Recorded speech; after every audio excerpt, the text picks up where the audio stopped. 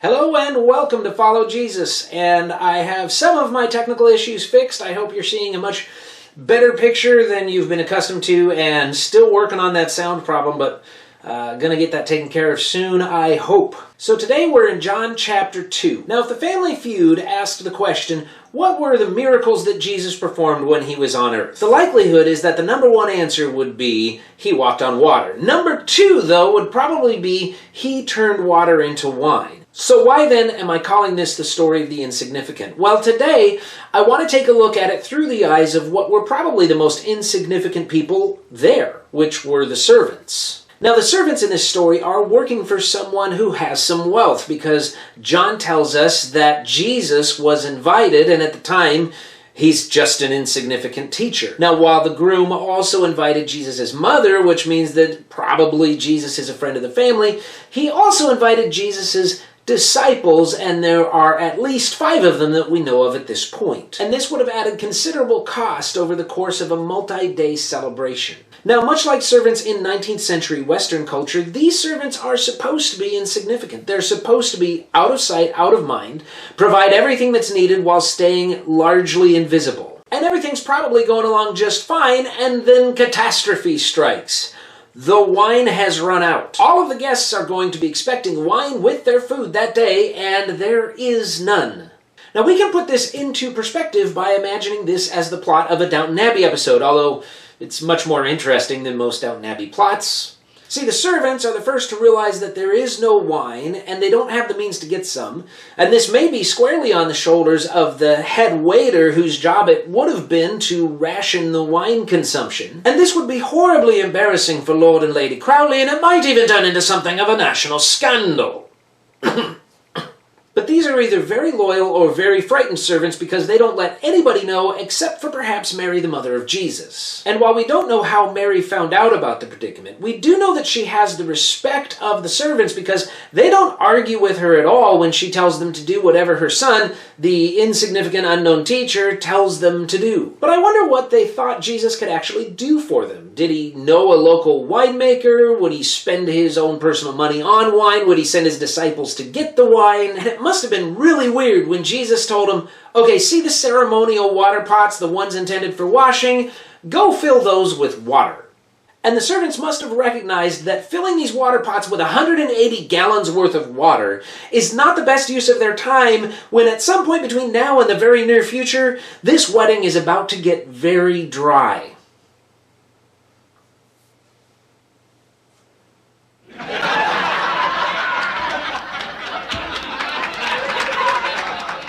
But now they take what will become the most significant action of their lives. They do what Jesus tells them. So after however long it takes them to transport 180 gallons of water, hopefully just long enough for Jesus' disciples to have gone and gotten some wine, Jesus tells them, draw some out and take it to the head waiter. Jesus, you heard that we need wine, right? Jesus, do you see any Baptists around here? We need wine.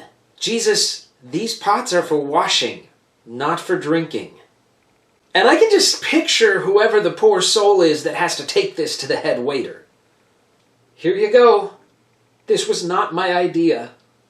But to their amazement, what the head waiter tastes is not just wine, but it's the best wine that was served in the entire celebration. Now, in the world of intellectuals, you can find all kinds of teachings about this miracle. There are scores of ideas about what the wine represents. There are numerous ridiculous ideas about whether or not the wine contained alcohol or how much alcohol it contained.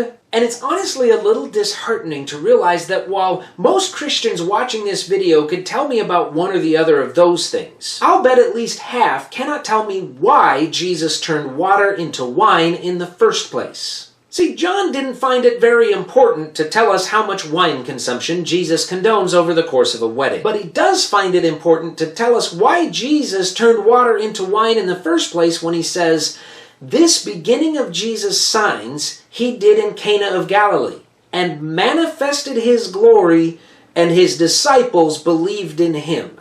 The purpose of this miracle and the purpose of John writing this story is so that people will believe in Jesus. And which people? John states, "When the head waiter tasted the water which had become wine, and did not know where it came from, but the servants who had drawn the water knew, the head waiter called the bridegroom." Did you catch that? The groom didn't even know there was a problem in the first place. And the head waiter, the chief servant, had no idea that a miracle had taken place. But Jesus had just revealed his power and his identity to 5 disciples that we know of, and a group of insignificant servants. Insignificant to the world, but worthy in the eyes of God to be the first people to recognize Jesus for who he is. And the tragic irony is that the significance of what Jesus did that day remains a mystery to much of today's religious elite. You see, I could in a very short time find several articles on the significance of the purification pots and why Jesus used them. I could go to a theological library and find several peer-reviewed journal articles about how the water must have changed to wine the moment it touched the head waiter's lips, and other equally compelling articles about how no, the water changed into wine the moment the servants poured it into the pots. But you know what I could not find in a single one of any of the commentaries that I own? Not a single comment about what it was to be a servant in a wedding in Galilee. Who were they? Were they hired? Were they indentured? Were they slaves? Where were they positioned in the servant hierarchy? Nothing.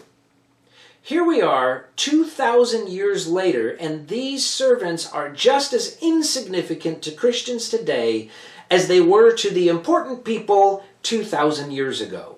But they and the disciples have both the attention and the affection of Jesus. And he manifested his glory, and the disciples believed in him. This is a story about the insignificant. It's a story for the insignificant. We can argue about symbols and alcohol until Jesus comes back to get us.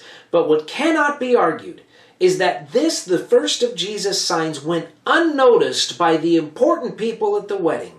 But Jesus manifested his glory to a handful of disciples and insignificant servants. And that truth will return to us again and again throughout the Gospels.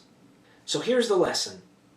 If we are insignificant, Jesus came for us. If we are ignored by people, we have the attention of the Son of God. And when we follow the instructions of Jesus, no matter who we are or how poor our circumstance, Jesus reveals himself to us. So as we go about what for many of us will inevitably be insignificant daily activities, let us remember that while we're following Jesus, we are significant to him. God bless you, and have a great day.